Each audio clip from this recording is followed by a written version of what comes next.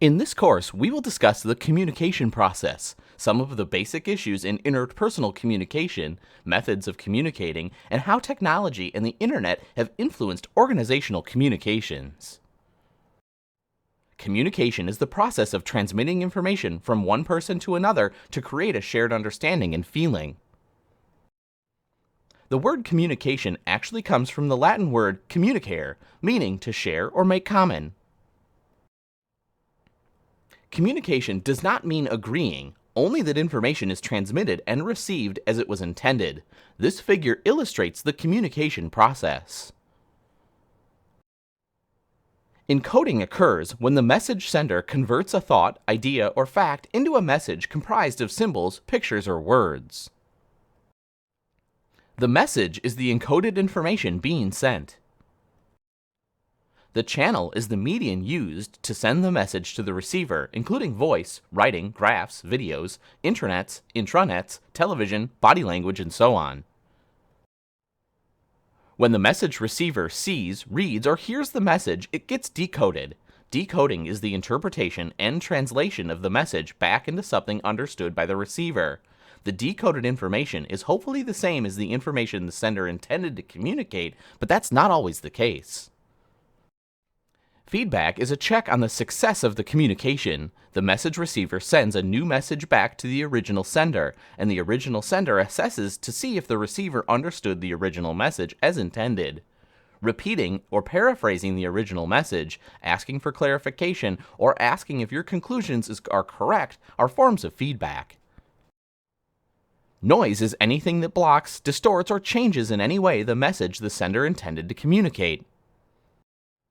In other words, in the communication process, the sender translates, encodes information into words, symbols, or pictures, and passes it to the receiver through some medium or channel.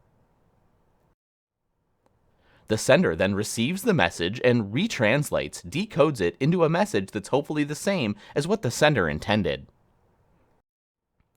Noise can enter anywhere in the process, making the message received different from the one the sender intended.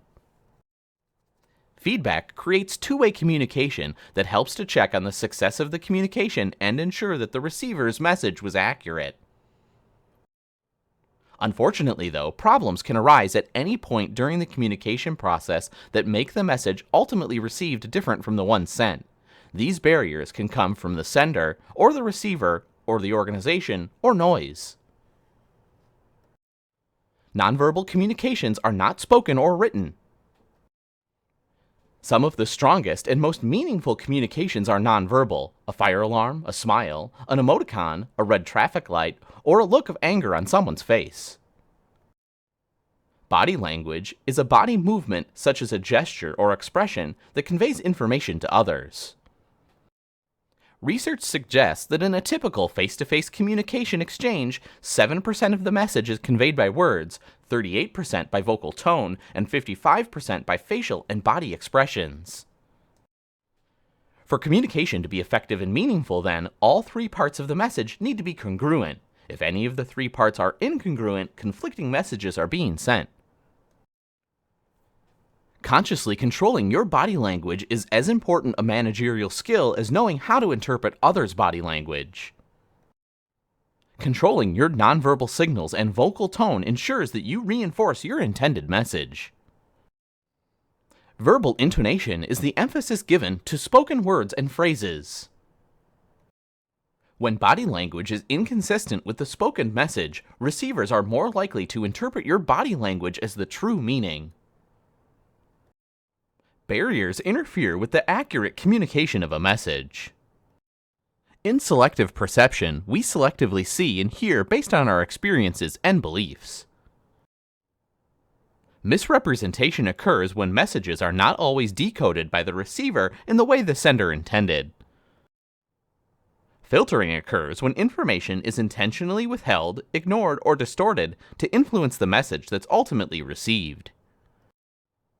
Information overload occurs when you have so much information that it's impossible to process all of it.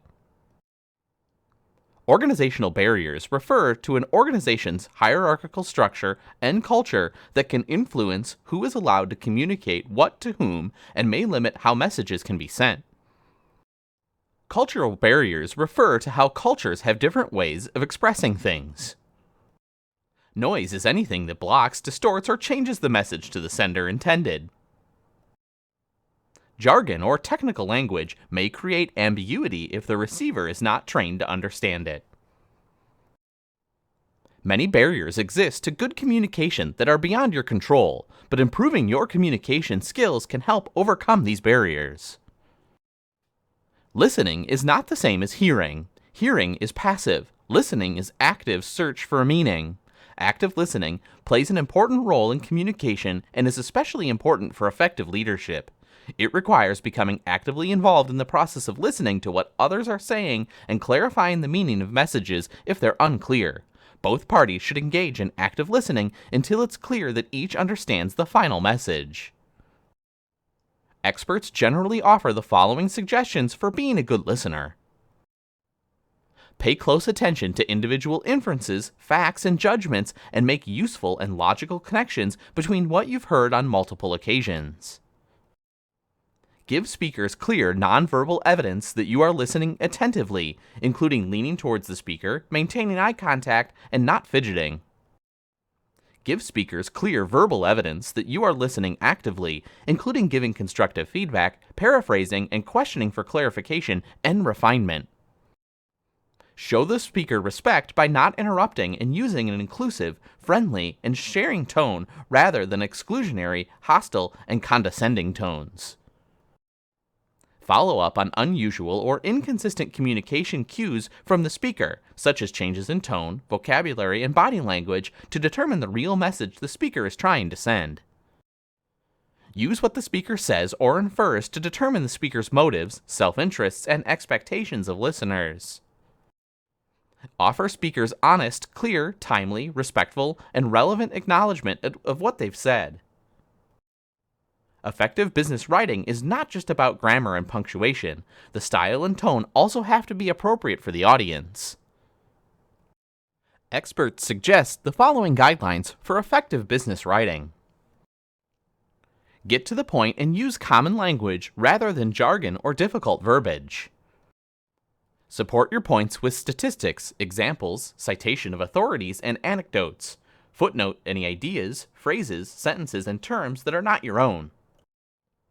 Ensure that your language, length, and evidence suit your audience. Correct grammar and spelling errors and stay focused.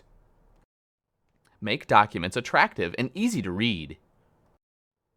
Use graphic aids and pictures where appropriate to highlight and express ideas. Avoid passive voice. Because they lead teams, another way that managers often communicate is through meetings. In addition to wasting time and money, poorly led meetings are often a source of frustration. One international survey found that employee well-being was related to whether meetings were well spent and the amount of meeting times or number of meetings attended. Meeting effectiveness may be improved when people come prepared to meetings, an agenda is used, meetings are punctual, they start and end on time, purposes are clear, and there's widespread participation. Communication skills are critical to effective management and organizational performance. Organizational communication is the exchange of information among two or more individuals or groups in an organization that creates a common basis of understanding and feeling. Downward communication occurs when higher-level employees communicate to those at lower levels of the organization. Downward communication typically consists of messages about how to do a job, performance goals, a firm's policies, and how the company is performing. Management by wandering around is a face-to-face management technique in which managers get out of their offices and spend time informally talking with employees throughout the organization. Being actively engaged in day-to-day operations of the business gives managers a feel for what's really going on around the organization. Upward communication occurs when lower-level employees communicate with those at higher levels. Encouraging upward communication can help managers check that subordinates understand their goals and instructions, keep managers informed of employee challenges and complaints, and cultivate acceptance and commitment by giving employees the opportunity to express ideas and suggestions. Horizontal communication occurs when someone in the organization communicates with others at the same organizational level. Managers often depend on each other to help get the job done, and communication is necessary for them to coordinate resources and workflow. Although horizontal communication occurs between peers, as in all levels of organizational communication, it's best to stay professional and avoid confrontational words and negative body language. When employees communicate across departments and levels, they are engaging in diagonal communication.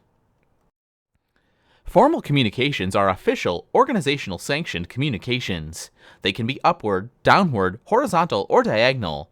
Formal communication channels typically involve some sort of written communication that provides a permanent record of the exchange. Formal communication is usually interpreted accurately. Informal communication is anything that's not official. Informal communications include gossip and answering another employee's questions about how to do something. A social network is the set of relationships among people connected through friendship, family, work, and other sites. Organizational communication can move in a variety of directions and be formal or informal in nature. Communication paths can be downward, upward, horizontal, or diagonal. Social networks help to establish communication patterns in organizations.